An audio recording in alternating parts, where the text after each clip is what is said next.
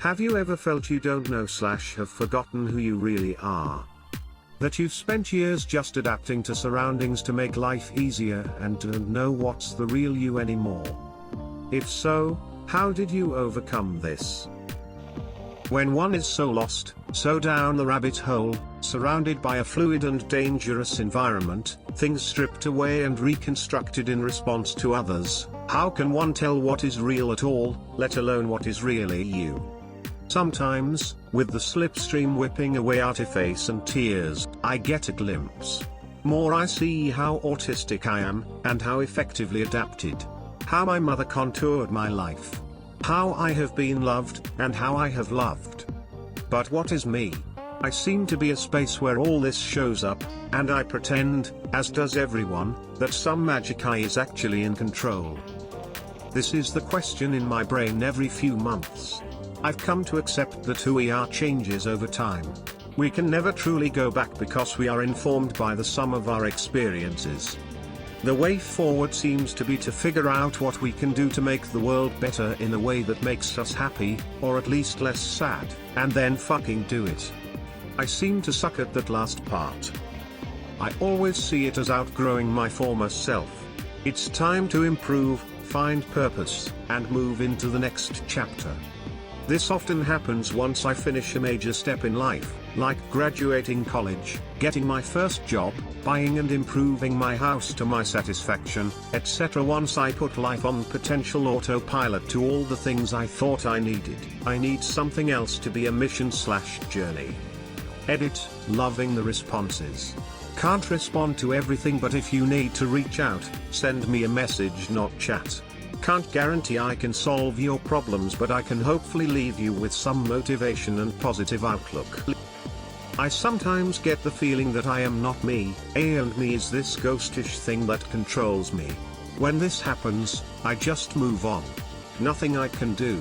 Also, at a school I hang out with my other weird friends and try not to listen to that girl on that side of the room talk about how she hates my voice, actions, and whatever. Sorry if I was dumped here halfway through the year and was a sheltered idiot. Can we just move on, please?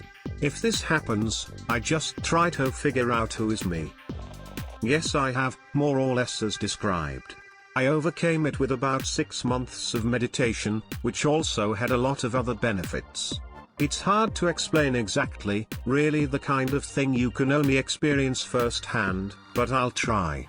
When you reach the level where you can quiet your inner voice and stop thinking, you won't really stop thinking.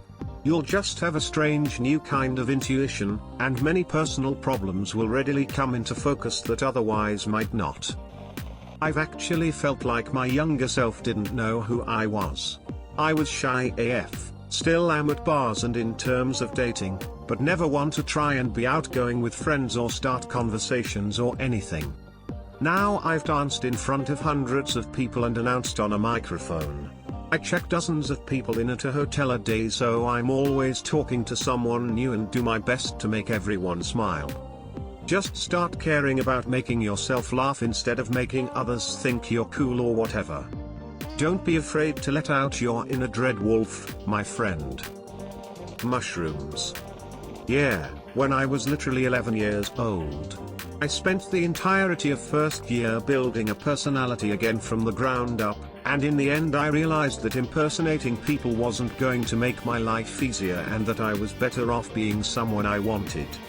It's recently been discovered I'm likely autistic, and one of the signs in girls specifically is that we imitate those around us to appear normal and fit in, and after realizing this I'm determined to never fall into the trap again.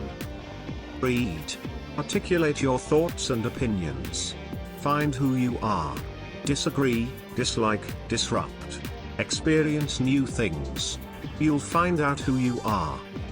By accepting that we are all a product of our environment, and that's okay. We don't have to be some special individual snowflake who has come to be by some autonomous force. Who we are is ever-changing and largely dependent on context, on the people around us and the society we exist in. Alan Watts talks a little about this in the book.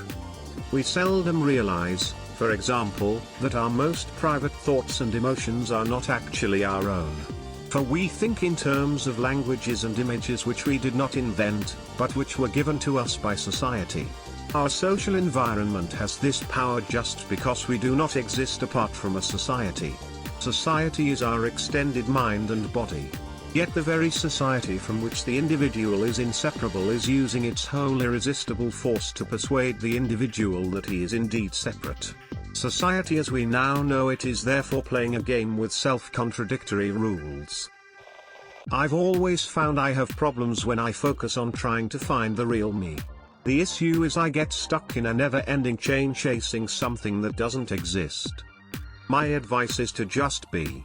Think of yourself on a boat, sailing the seas and letting the waves take you wherever the current flows. I'd also suggest meditating on the Buddhist idea of anatta, which translates as no self. You are in constant change and have no permanent essence or being. If you cling to the idea that you do have a permanent self, this is when you experience tanha, craving, which then leads to suffering. It's a bit of a hard concept to get your head around, but I've found that just bearing this in mind helps me accept who I am. And hopefully it will for you too. Start reading into existentialism. It will help you realize we are never really this person or that person, but rather, in the words of Sartre, we are always in the process of becoming.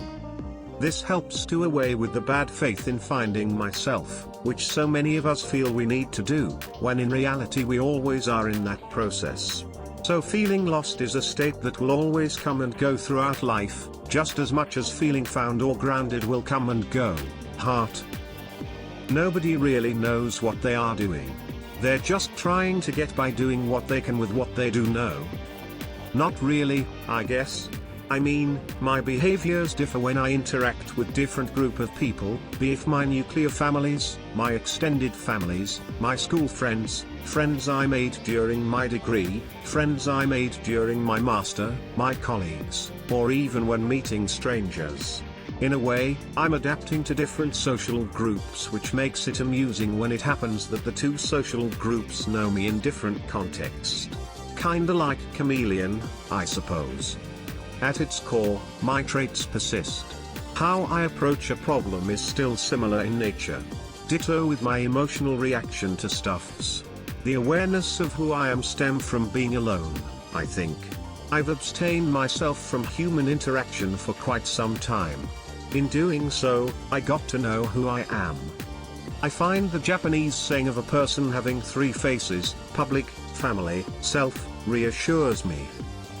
I had a vision of my father in the clouds telling me I had forgotten who I was and that I needed to take my place in the circle of life, then got some sense knocked into me by an old friend. Yes, regularly. This is my experience, how I view it. At your core, you are always the real you. Sometimes the real you may go ignored, because of protective ways you have learned to cope with the world. After all, listening to and being the real you is exposing the core of yourself to the world, the good, the bad and the ugly. Sometimes we have got so used to protection our true self doesn't get a look in. This can also create a disconnect. Because we are hiding the real us, we grow discontent with ourselves. We know that we are not being authentic. We try to envision what we wish we could be, and because we are discontent, we may instead imagine an ideal self.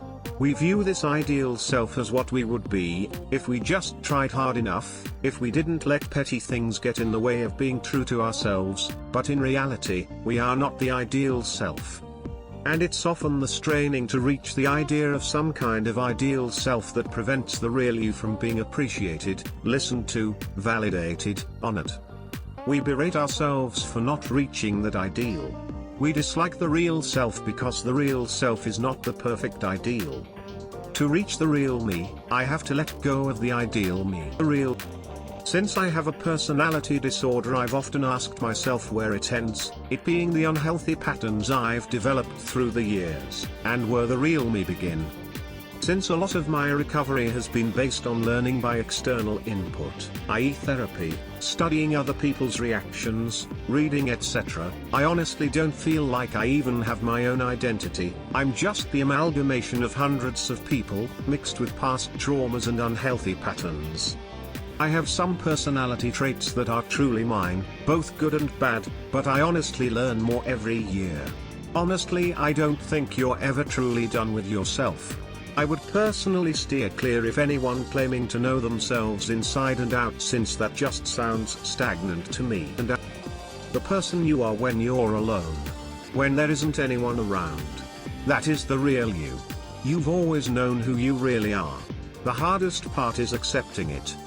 Carrot acknowledgement of that is how I know who I really am. We all change, when you think about it. We're all different people all through our lives. And that's okay, that's good, you gotta keep moving, so long as you remember all the people that you used to be. And hashtag X200B. /11th Doctor. Live to express, not to impress. The teachings of Alan Watts will help. Western philosophy that details how we have grown to mimic what is around us. I have been able to shed a lot of nonsense out of my life once I began to realize what ego was and what society does to the soul. An adventure you must take yourself. The key for me was the disconnect from technology while doing things I know I love. And hashtag X200B. Video games, while offline or in airplane mode, making music, drawing. That stuff meant so much to me, then I lost myself. And hashtag X200B. Once I disconnected, sat down and did that stuff without being distracted or worried about missing out with others, I stopped missing out on myself. Yes. 2 years ago. I was in a complete haze. I would see a photo or video of myself and couldn't recognize the person on the screen. I would speak and have no connection to the words coming out of my mouth. And hashtag X200B. I ended up seeing a therapist and went through a very serious identity crisis for about a year. It had a lot to do with my relationship and becoming completely enmeshed with my partner. I always thought of myself as an extremely independent and self-sufficient person, but in reality those traits created a toxic codependency where I was neglecting my own wants and needs for the other. And hashtag X200B. For me, the way to overcome this was therapy. My life is great now, and for the first time in my life I don't have debilitating anxiety and depression.